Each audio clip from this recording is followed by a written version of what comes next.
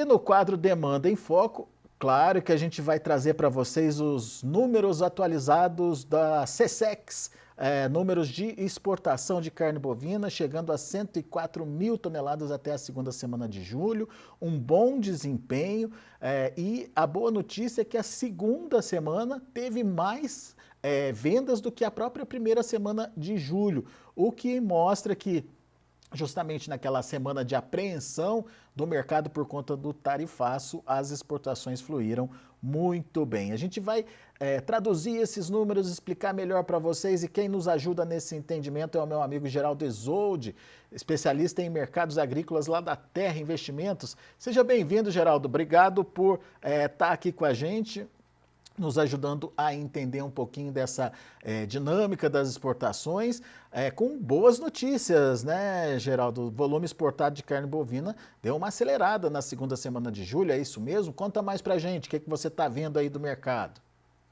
Oi, Alex, tudo bem? Sim, volume de exportação muito bom agora no mês de julho, né? Primeira semana aí com 49 mil toneladas quase, que já é um número muito bom, né? Eu gosto sempre de lembrar aí, ô Alex, coisa de um ano atrás aí, até agosto mais ou menos, 48 mil toneladas, 49 mil toneladas era um número fantástico aí, né? O número bom aí era 40, 45, né?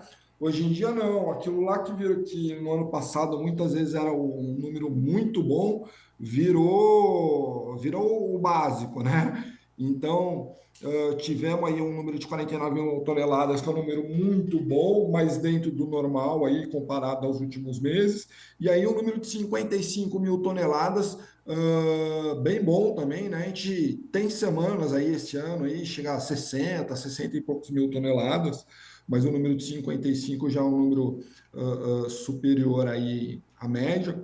E juntando um acumulado aí de 104 mil toneladas, conforme você disse, né? Isso aí vai dar, se a gente passar para a média diária, ô Alex, dá 12% a mais do que em julho do ano passado, né? Então, acumulando aí 2025 com 1.400.000 toneladas, quase, 1.391.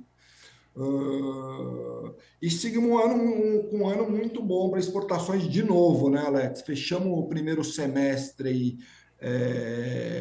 um semestre assim muito bom, semestre recorde. Uh, E começando o e, segundo semestre né, aparentemente bem também, né? Tem também. Então, quer dizer, temos tudo aí para quebrar um novo recorde aí esse ano. E a informação importante também é o preço médio, né, pago aí pela carne bovina, que aumentou quase 26%, Geraldo. Que é um preço que a gente tem acompanhado aí, durante muito tempo caiu muito, né, Alex? E agora aí melhorando de novo. É, de 4.400 em 2024, em julho de 2024, preço médio do mês de julho, né? Para Isso, 5 preço mil, médio para todos os países, né? Acho que é legal deixar claro ali. para 5.536 dólares por tonelada até essa segunda semana aí de julho de 2025. Então, um desempenho aí 25% maior, quase 26% maior do que comparado ao mesmo período do ano passado. Agora, Geraldo, você mandou para a gente um gráfico, eu vou pedir para o Pedro colocar, de comparação das exportações, de evolução das exportações. Depois a gente vai focar nos Estados Unidos, que é o nosso tema também de destaque por conta do tarifaço, mas vamos naquele primeiro gráfico que você mandou, só para a gente entender o que ele significa nesse momento e o que dá para a gente absorver de informação diferenciada ali daquele gráfico, Geraldo. Alex, se a gente olhar ali essa coluna mais sólida, né? Então vamos olhar só para elas por enquanto. A gente vai ter aí um crescimento das exportações, né? Até atingir o recorde lá de 2.546 mil toneladas em 2024, certo?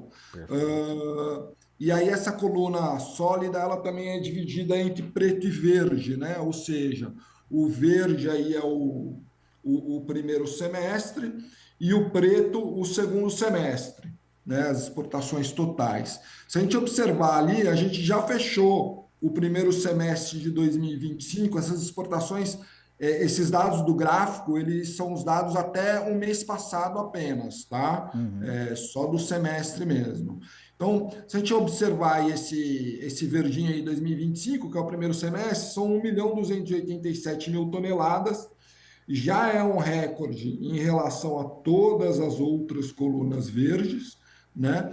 E se você for reparar, ô Alex, as colunas pretas, né, em todos os anos, elas sempre são maiores do que a parte verde, que é uma coisa que a gente já sabe, né? Mas, enfim, só comprovando aí, mostrando no gráfico, que o segundo semestre ele tem uma tendência a ser melhor do que o primeiro semestre em termos de exportação, né? Então, seguindo a lógica aí, devemos ter aí mais um ano recorde aí, com exportações acima de 2.546.000 toneladas em 2025.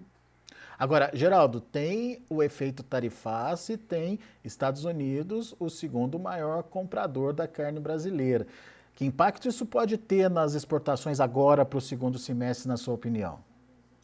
Então, Alex, os Estados Unidos ele é um cliente importante, sim, né? É o nosso segundo maior comprador, só que com uma diferença muito grande em relação à China, né? Então, o quadro de exportações brasileiro ele tem essa característica.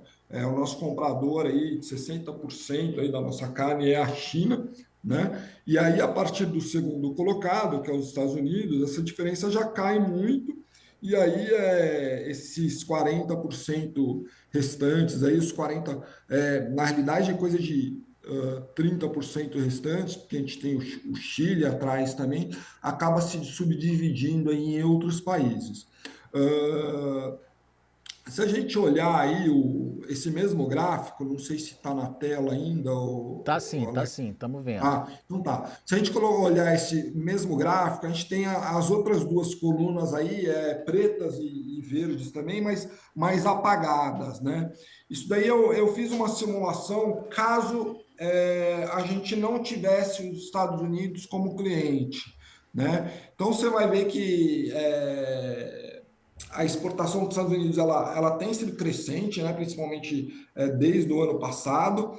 Mas dentro do todo, né, ela não é um número assim tão grande assim. Então, se a gente for pegar o ano aqui em vermelho, né, a gente tem aqui em vermelho aqui acima das colunas e no caso de 2024 no meio, né, para caber. Mas enfim, a gente tem a diferença com os Estados Unidos e sem Estados Unidos. Né, no caso aí, que seria aí o que eles compram nosso anualmente. Então, a gente teve ali, eles compraram da gente 89.000 toneladas em 2022, 98 mil em 2023, cresceu bem em 2024 e está crescendo muito em 2025. Né? A participação dos Estados Unidos no ano passado, se eu não me engano, acho que era de coisa de 10%, 9%, e agora está em 12%. Né? Então, assim, tem uma relevância porque está crescendo e tal, mas se você colocar dentro de um todo, não é um estrago, como no caso, a China parou de comprar por causa de uma eventual crise aí sanitária, alguma coisa assim. Não, não é. Só para a gente entender, esse 157 que está acima do gráfico de 2025 é a quantidade, é o volume comprado até agora pelos Estados Unidos, certo? Exato, é 157 a diferença mil entre as duas toneladas. colunas, tá? É o volume comprado pelos Estados Unidos. Então, Alex, assim, obviamente é um acontecimento importante, tá certo? Mas eu acho que a gente tem que tomar muito cuidado, né? Quando saiu a notícia aí, eu vi que o pessoal, muita gente ficou meio perdida e tal, enfim. Mas eu acho que assim, não é tão importante, por exemplo, quanto os episódios que a gente teve ali da Vaca Louca, os últimos É. episódios, onde a gente teve um embargo, enfim. E aí, eu acho, Alex, que é o seguinte. O mercado, na realidade, a gente não teve uma alteração na demanda ou uma alteração na oferta. Né? Se a gente for olhar a oferta global e a demanda global, elas continuam as mesmas. Né? Então, o que eu quero dizer é que o mercado agora ele deve se realocar. Né? O mercado global, a gente já tinha visto isso durante a guerra da Ucrânia, no caso do milho. Né? Então, o mercado global ele se compensa de uma forma muito rápida, né? E aí isso se aplica aqui no caso à carne, né? Obviamente para outros produtos como o suco de laranja, aí um raciocínio um pouco diferente, né? Mas enfim, então no caso da carne, a demanda americana ela vai continuar a mesma. Eles vão ter que comprar, supondo que isso se perdure, né? Eles vão ter que comprar de algum outro lugar. E esse lugar provavelmente, ou mesmo até consumir deles mesmos, né? E aí Uhum. essa carne ela vai faltar em algum lugar, né? Então o Brasil ele acaba tendo que ele vai acabar compensando essa falta de vendas para os Estados Unidos em algum outro lugar, seja para a China, seja para qualquer outro país, entendeu? A outra Vamos coisa, fazer um exercício aqui, Geraldo, olhando o que foi vendido para os Estados Unidos no ano passado.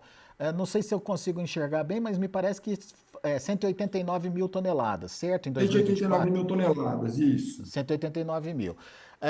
Vamos considerar esse crescimento de 12%, de 10%. A gente está falando mais de 20 mil toneladas a mais aí, um pouco menos que isso.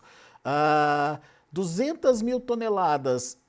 Para remanejar isso em um semestre, não, porque eles já compraram aí 157. Então, Isso. 60 mil toneladas para remanejar no segundo semestre não é tanta coisa assim, né? Não é nenhum fim de mundo, né? A gente, por exemplo, os Estados Unidos, o Alex, tem uma outra coisa também. Eles precisam comprar essa carne, né? A gente tem acompanhado os preços lá, a gente sabe que os preços da carne ali, eles estão numa fase do ciclo onde os preços estão muito altos, tá certo? Então, assim, eles realmente têm a necessidade de comprar essa carne, né? Então, por exemplo, eles vendem muita carne para o Japão, né? Do mesmo jeito que eles compram, eles também vendem muita carne para o Japão, que é um país aí que, de repente, a gente está esperando aí já há algum tempo aí um acordo de exportação com eles, né?